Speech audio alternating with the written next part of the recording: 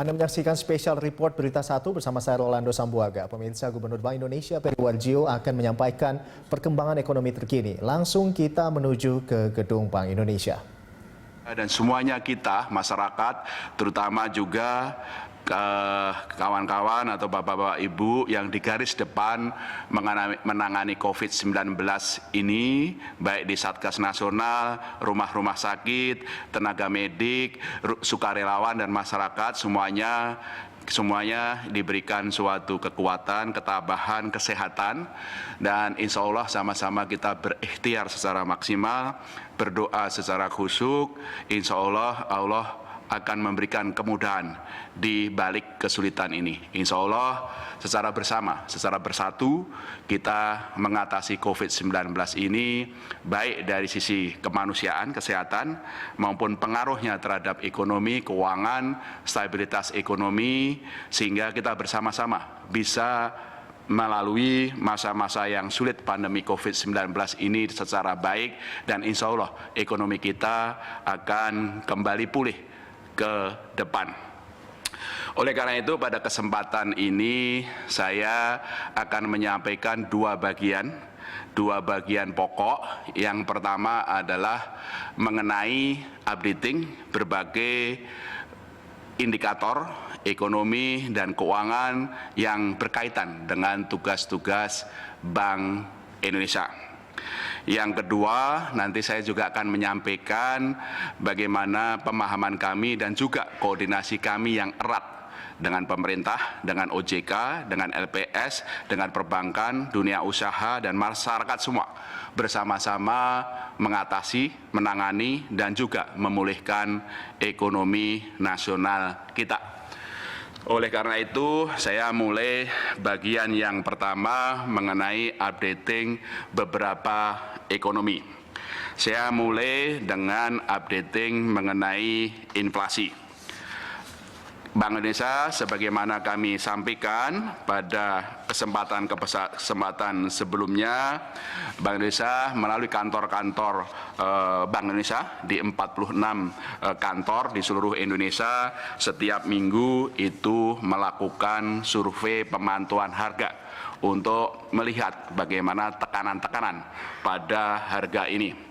Karena stabilitas harga, terkendalinya inflasi sangat-sangat penting bagi kita semuanya untuk menjaga kesejahteraan masyarakat dan juga menjaga stabilitas ekonomi kita sebagai bagian penting untuk pemulihan ekonomi. Nah, dapat kami sampaikan, kami sudah melakukan survei pemantauan harga sampai dengan minggu keempat bulan Mei 2020. Minggu keempat bulan Mei 2020, berdasarkan survei pemantauan harga sampai dengan minggu keempat bulan Mei, kami perkirakan, ini perkiraan, angka resminya nanti dari BPS, kami perkirakan di bulan Mei ini inflasinya sangat-sangat rendah. Berapa itu? Yaitu adalah 0,09% month to month. Kalau dihitung secara tahunannya adalah 2,21%. 2,21% year on year-nya. Ini berarti memang inflasi di bulan Ramadan tahun ini sangat rendah kalau dibandingkan dengan tahun-tahun sebelumnya. Misalnya tahun 2019 di bulan Ramadan itu inflasinya sebelum Idul Fitri itu 0,68, setelah Idul Fitri 0,55. Kalau 2018 itu 0,59, mohon maaf, 0,59, 2017 itu 0,69. Jadi memang inflasi kita untuk di bulan Ramadan tahun ini alhamdulillah sangat rendah. Nah, beberapa faktor yang menyebabkan rendahnya inflasi di bulan Ramadan ini tentu saja yang pertama juga terkait dengan masa COVID-19 ini. dampak dari COVID-19 tentu saja menurunkan permintaan dari masyarakat akan barang dan jasa. Kalau tahun-tahun sebelumnya kita di bulan Ramadan berbuka puasa tidak hanya di rumah, kadang juga di restoran, demikian juga belanjanya itu juga banyak. Tahun ini karena di COVID-19 permintaan itu rendah dan itu juga terlihat dari berbagai kegiatan ekonomi kita, termasuk juga pendapatan masyarakat. Jadi dengan demikian makanya faktor inflasi dari permintaan itu rendah. Faktor yang kedua tentu saja juga berkaitan dengan rendahnya harga-harga komoditas global dan karenanya memang itu berpengaruh kepada harga barang-barang yang diimpor dan karenanya memang kenapa imported inflation-nya itu juga rendah. Yang ketiga tentu saja stabilitas nilai tukar juga tetap terpelihara. Memang di bulan Maret mendapat tekanan, tapi alhamdulillah, saya jelaskan nanti nilai tukarnya stabil dan bahkan menguat. Dan tentu saja faktor yang keempat adalah bagaimana terjaganya ekspektasi inflasi dan itu juga menunjukkan bagaimana koordinasi antara pemerintah, Bank Indonesia di kantor pusat maupun kantor-kantor perwakilan Bank Indonesia itu berjalan sangat baik sehingga harga barang-barang itu terkendali, pasokan barang itu terjaga dan juga Bank Indonesia terus menjaga stabilitas harga, terkendalinya inflasi sebagai bagian dari amanat atau mandat Undang-Undang Bank Indonesia. Dan itu meyakinkan kita bahwa insya Allah inflasi tahun ini akan tetap terjaga di kisaran sasaran yang ditetapkan, yaitu 3% plus minus 1 atau 2-4%. Dengan inflasi yang rendah di bulan Ramadan yaitu 2,21% year tadi, insya Allah secara keseluruhan tahun ini inflasi tetap terjaga di kisaran sasaran 3% plus minus 1. Itu yang pertama mengenai update mengenai beberapa perkembangan ekonomi. Yang kedua, kawan-kawan juga sudah mengikuti rilis kami yang berkaitan dengan terjaganya keseimbangan atau stabilitas eksternal yang tercermin dari angka-angka neraca pembayaran Indonesia triwulan 1 2020 yang sudah kami rilis. Kami sudah publikasi di websitenya Bank Indonesia dengan juga siaran pers. Secara keseluruhan kelihatan bahwa sebagaimana kami sampaikan sebelumnya, defisit transaksi berjalan, yaitu defisit antara neraca perdagangan barang dan jasa dan pendapatan itu rendah. Defisitnya adalah 3,9 miliar dolar Amerika Serikat atau 1,42% dari PDB. Ini mengkonfirmasi bahwa defisit transaksi berjalan di triwulan 1 itu lebih rendah dari 1,5% PDB sebagaimana kami sampaikan. Dari perkiraan kami di tahun ini insya Allah defisit transaksi berjalan akan tetap terkendali di bawah 2% dari PDB, di bawah 2% dari PDB. Nah, beberapa faktor yang mendukung terkendalinya defisit transaksi berjalan. Yang pertama, memang ekspor kita mengalami penurunan di triwulan 1 itu 41, malah kalau ekspornya mohon maaf itu sedikit mengalami peningkatan 41,7, tahun lalu di triwulan 1 41,2. Tapi faktor yang lain adalah bahwa penurunan impor yang memang lebih besar di triwulan 1 itu 37,3 miliar dolar Amerika Serikat, triwulan 1 tahun lalu 39,9 miliar dolar. Jadi faktor yang pertama itu adalah lebih tingginya neraca perdagangan barang. Neraca perdagangan barang triwulan 1 adalah 4,4 miliar dolar Amerika Serikat, tahun lalu 1,3 miliar dolar Amerika Serikat. Jadi neraca perdagangan jasa itu membaik, memang ekspor tadi saya sampaikan ekspor sedikit peningkatan, tapi yang terutama penurunan impor. Yang lain tentu saja faktor yang kedua adalah lebih rendahnya perkiraan realisasi dari defisit neraca jasa, yaitu bahwa dampak dari COVID-19 memang benar menurunkan devisa masuk dari pariwisata karena memang pembatasan pergerakan aktivitas manusia antar negara, termasuk juga pariwisata ke Indonesia, tetapi juga diimbangi dengan penurunan juga pariwisata atau turis yang keluar, baik dari perjalanan luar negeri maupun juga termasuk kegiatan ibadah, umroh maupun yang lain.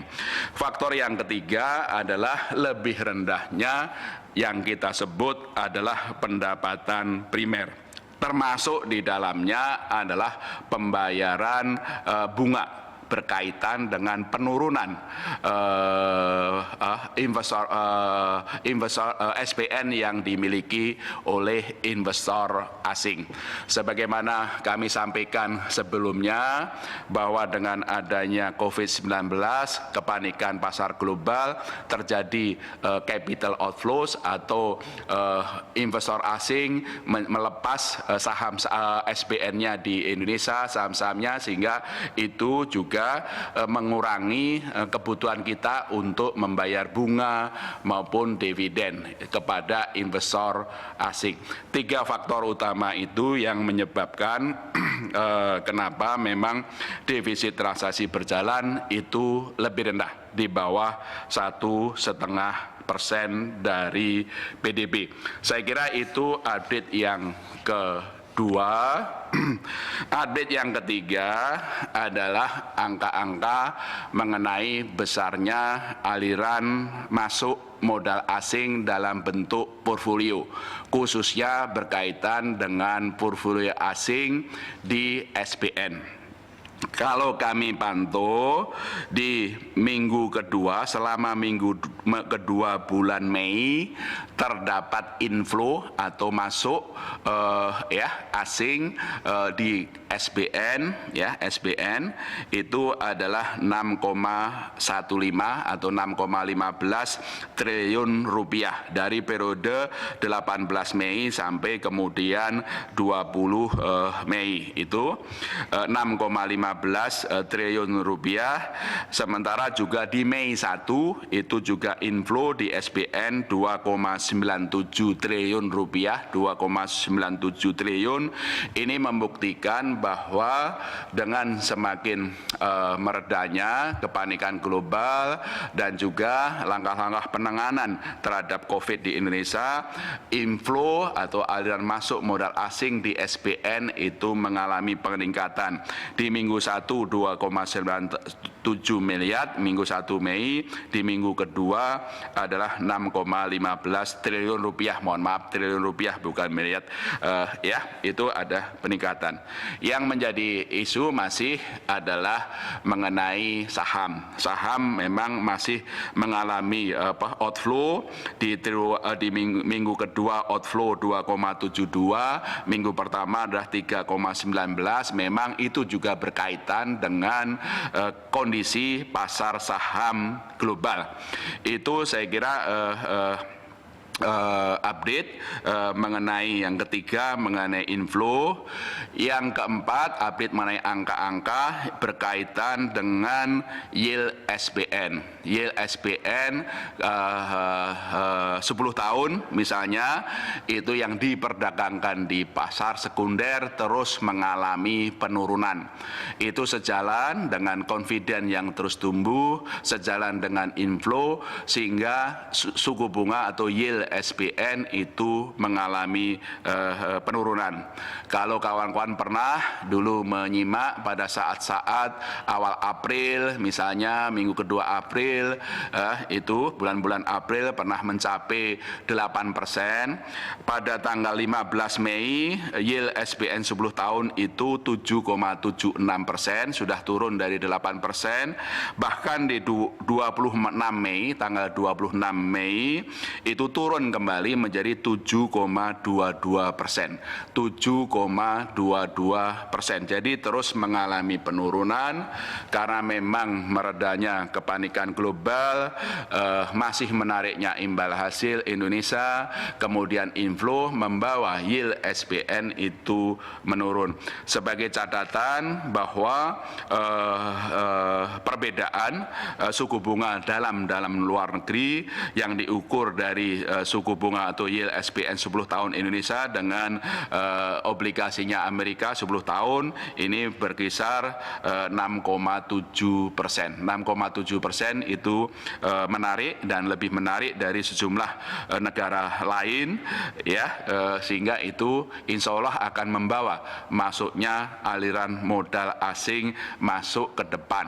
Nah, berbagai faktor itu ya sekaligus juga mengupdate bagaimana perkembangan nilai tukar selama bulan-bulan ini atau bulan-bulan April ini yang memang terus mengalami peningkatan, ya, penguatan. Mohon maaf, ya, kemarin nilai tukar rupiah kita itu ditutup menguat. Ya, kemarin itu nilai tukar rupiah kita itu menguat menjadi 14.670 rupiah per dolar atau menguat 60 rupiah per dolar dan terus mengalami penguatan. Hari ini juga diperdagangkan dengan stabil sekitar 14.700. Itu meyakinkan kita, meyakinkan kami bahwa nilai tukar rupiah ke depan insya Allah akan terus mengalami penguatan menuju kepada level atau tingkat fundamentalnya. Tingkat fundamental nilai tukar itu diindikasikan apa yang mendukung penguatan nilai tukar. Satu tadi inflasi yang lebih rendah. Ya, inflasi yang lebih rendah itu secara fundamental akan juga menopang penguatan nilai tukar rupiah. Defisit transaksi berjalan yang lebih rendah itu juga menopang penguatan nilai tukar rupiah karena kebutuhan devisa itu juga akan berkurang. Yang tadi juga saya sampaikan terus masuknya aliran masuk modal asing portfolio khususnya di SBN itu juga akan memperkuat nilai tukar rupiah, juga imbal hasil dari SBN kita yang menarik itu juga mendukung stabilitas nilai tukar rupiah kita ke arah fundamental. Kami meyakini bahwa nilai tukar saat ini masih under value dan berpeluang akan terus mengalami penguatan ke arah tingkat fundamentalnya. Nah, kenapa nilai tukar sekarang masih under value, ya, belum sampai kepada tingkat fundamentalnya yang lebih menguat. Ingat sebelum COVID dulu nilai tukar rupiah pernah ya di bawah 14.000, pernah 13.800, pernah kemudian mencapai juga 13.600. Itu akan mengarah ke sana. Nah, faktor itu adalah faktor risiko, premi risiko, karena masih adanya ketidakpastian di pasar keuangan global dan demikian juga bagaimana persepsi risiko di pasar keuangan global di negara-negara emerging market termasuk Indonesia. Kalau kita ukur misalnya ya premi risiko itu bisa diukur antara lain dengan yang kita sebut credit default swap atau CDS. CDS itu apa? Itu adalah premi bagi para investor global kalau mereka memang memegang obligasi globalnya pemerintah Indonesia. ya itu untuk mendukung untuk memitigasi atau lindung nilai dari risikonya, mereka memang melakukan transaksi yang kita sebut CDS, Currency Default Swap, yang preminya sekarang ini sudah menurun menjadi 160. Sebelum COVID itu 66, ya, sebelum COVID itu 66 rendah, ya itu. Kemudian waktu puncaknya COVID di minggu kedua, minggu ketiga bulan Maret, waktu terjadi kepanikan global, CDS spread kita pernah mencapai 245 karena terjadinya kepanikan pasar keuangan global. Dengan kemudian berangsur-angsurnya kepanikan global dan juga penanganan di COVID-19 di Indonesia dan di berbagai negara, premi risiko itu turun dan sekarang 160. Nah, apakah ini akan turun? Insya Allah ya. Premi risiko CDS insya Allah ke depan itu akan turun, karena ya di global sendiri juga ketidakpastiannya yang sekarang masih relatif tinggi akan juga menurun, mereda. Di Indonesia sendiri juga ada kemajuan dalam penanganan COVID-19 termasuk pemulihan ekonomi yang nanti saya ingin jelaskan, sehingga insya Allah premi risiko yang terrefleksi antara lain di CDS spread itu yang sekarang 160 turun menuju tentu saja sebelum COVID adalah 66. Dengan premi risiko yang akan menurun, maka pergerakan nilai tukar akan lebih didorong oleh faktor-faktor fundamentalnya tadi. Inflasi yang terkendali, defisit transaksi berjalan yang lebih rendah, ya, aliran modal asing, masih tingginya atau menariknya imbal hasil investasi di Indonesia, itu akan mengarah ke sana, dan itu secara berangsur, secara bertahap rupiah akan menguat, mengarah ya ke fundamentalnya yang sekarang masih under value. Itu adalah beberapa update mengenai perkembangan ekonomi moneter yang semuanya itu mengindikasikan bahwa stabilitas moneter itu terjaga, bahwa stabilitas harga inflasi itu terkendali, bahwa stabilitas nilai tukar itu stabil dan akan menguat, bahwa stabilitas eksternal itu juga terjaga sebagaimana defisit transaksi berjalan. Saya juga ingin mengupdate juga bahwa cadangan devisa yang dulu pernah 130 miliar pernah turun karena kita melakukan stabilisasi nilai tukar rupiah, turun menjadi akhir triwulan 1 121, bulan yang lalu sudah naik 127,9, dan alhamdulillah kita juga terus naik. Cadangan devisa kita terus naik dan insya Allah akhir bulan ini juga akan lebih tinggi dari posisi akhir bulan lalu, dan itu menunjukkan bahwa kesemuanya itu menunjukkan langkah-langkah kita di dalam pemulihan ekonomi, khususnya stabilitas makroekonomi yang terrefleksi pada inflasi, nilai tukar, defisit transaksi berjalan, dan juga cadangan devisa itu terus membaik. Dengan ikhtiar yang maksimal, dengan doa-doa yang khusyuk, insya Allah itu akan disempurnakan oleh Allah, akan diberkahi oleh Allah, dan insya Allah itu akan membawa kebaikan ekonomi kita, kebaikan masyarakat kita, dan kebaikan dari bangsa dan negara kita. Itu yang pertama. Yang kedua, saya akan memberikan sedikit penjelasan mengenai bagaimana koordinasi yang erat antara pemerintah, Bank Indonesia, OJK, LPS, dunia usaha, perbankan, dan masyarakat semua untuk bersama-sama memulihkan ekonomi. Kalau boleh diizinkan, saya akan membawa beberapa slide. Ini adalah gambaran bagaimana koordinasi kebijakan yang sangat erat antara pemerintah, Bank Indonesia, OJK, LPS untuk memulihkan ekonomi. Dalam diagram ini tentu saja sebelum COVID-19 pun koordinasi antara pemerintah, Bank Indonesia, OJK, dan LPS itu sangat erat. Bank Indonesia sama pemerintah selalu berkoordinasi bagaimana kebijakan moneter Bank Indonesia, kebijakan fiskal Bank Indonesia sama-sama menjaga stabilitas makroekonomi dan menumbuhkan ekonomi. Di dalam kerangka Komite Stabilitas Sistem Keuangan yang diketuai oleh Ibu Menteri Keuangan, saya sebagai anggota, Pak Wimbo sebagai Ketua OJK sebagai anggota, Pak Halim sebagai Ketua LPS juga melakukan koordinasi yang erat di bawah KSSK. Minimal sebelum COVID kita bertemu minimal triwulan dan sering juga kita bertemu secara sering untuk menjaga stabilitas sistem keuangan kita itu. Nah, tentu saja dalam koordinasi ini sesuai dengan kewenangan dari masing-masing.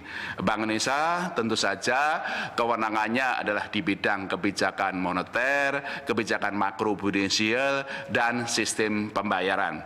Sehingga kami mengendalikan inflasi, melakukan stabilitas nilai tukar rupiah, melakukan penurunan suku bunga, menjaga likuiditas, melonggarkan kebijakan makroprudensial, maupun juga menjaga kelancaran sistem pembayaran, SP itu sistem pembayaran, tunai maupun non-tunai di kotak kiri atas, itu Bank Indonesia.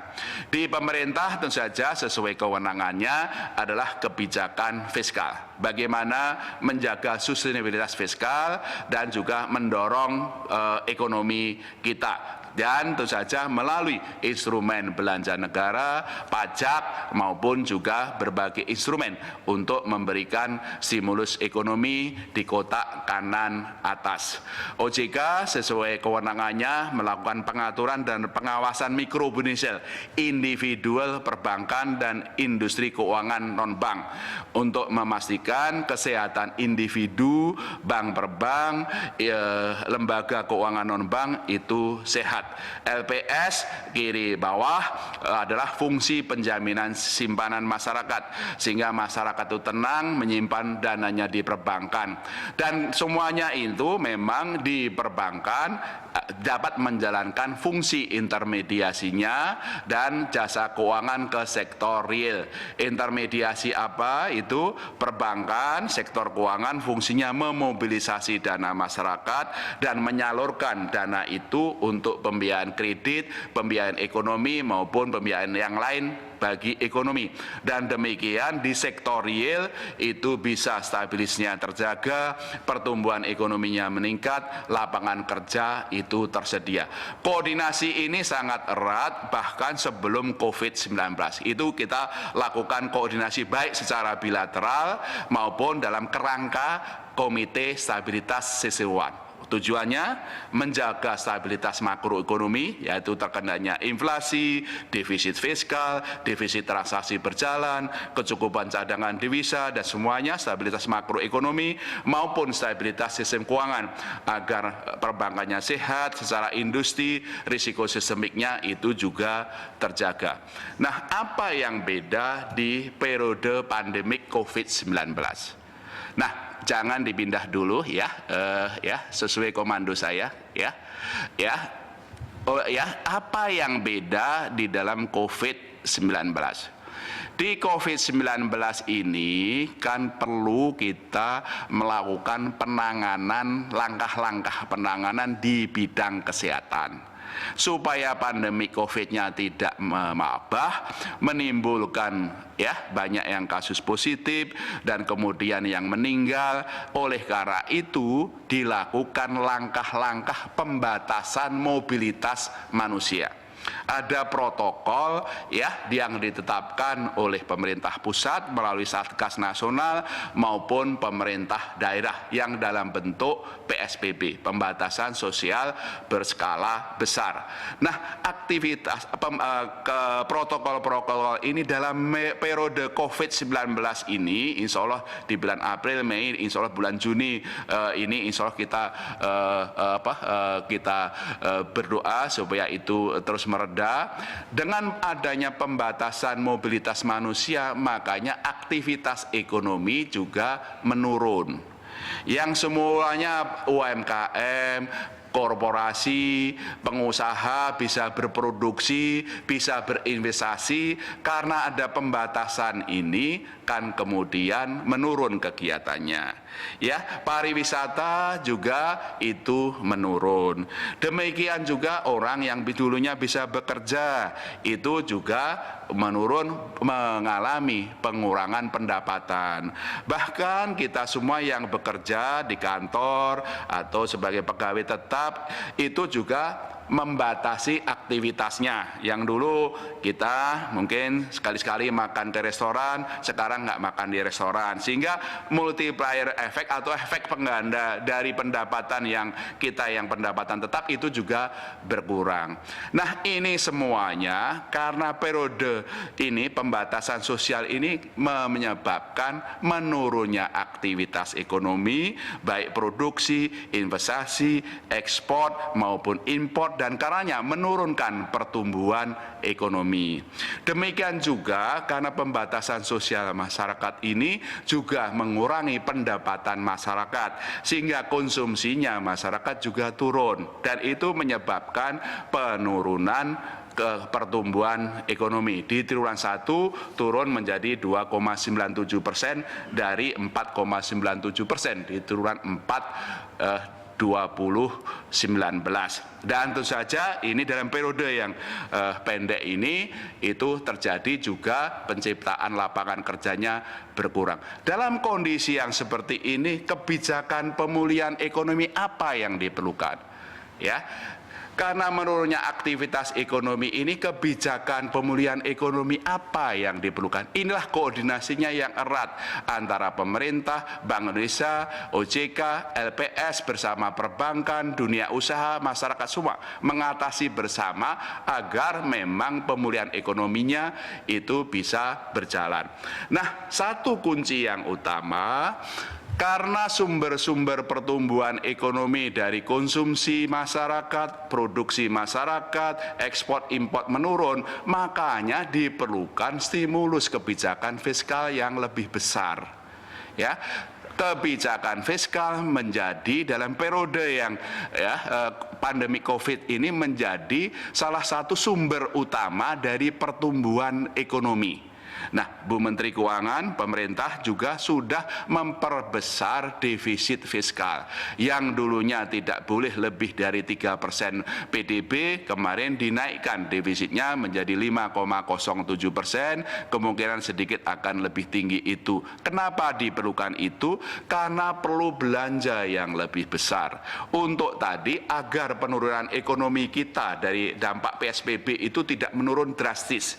Belanjanya itu dalam bentuk apa? Pemerintah menyalurkan bantuan sosial kepada masyarakat, apakah PKH, BPNT, Kartu Pratenaga Kerja, dan berbagai program bantuan sosial di mana Bank Indonesia juga membantu akselerasi penyalurannya, sehingga konsumsi masyarakat yang tadi tidak bisa bekerja itu bisa ditopang, bisa naik, sehingga penurunan konsumsi masyarakat. Ya, pemirsa, demikian sejumlah hal disampaikan oleh Gubernur Bank Indonesia Peri Warjio. Peri menyampaikan BI terus melakukan pemantauan harga guna menjaga stabilitas harga. Peri juga menyampaikan inflasi di bulan Ramadan cukup rendah, yakni sebesar 0,09%. Sementara itu, BI juga menyampaikan defisit transaksi berjalan di triwulan 1 2020 cukup rendah. Adapun Peri menyampaikan modal asing masuk di SBN mengalami peningkatan menjadi 6,15 triliun rupiah. Dengan positifnya sejumlah sektor perekonomian dalam negeri, BI optimis inflasi di akhir tahun akan tetap terjaga sesuai target, yakni di kisaran 2 hingga 4%. Bank Indonesia juga terus melakukan koordinasi dengan pemerintah, OJK, dan sejumlah lembaga terkait untuk menjaga stabilitas rupiah dan ekonomi di Indonesia. Ya, pemirsa, demikian spesial report Berita 1. Selamat menyaksikan acara kami selanjutnya. Saya Rolando Sambuaga.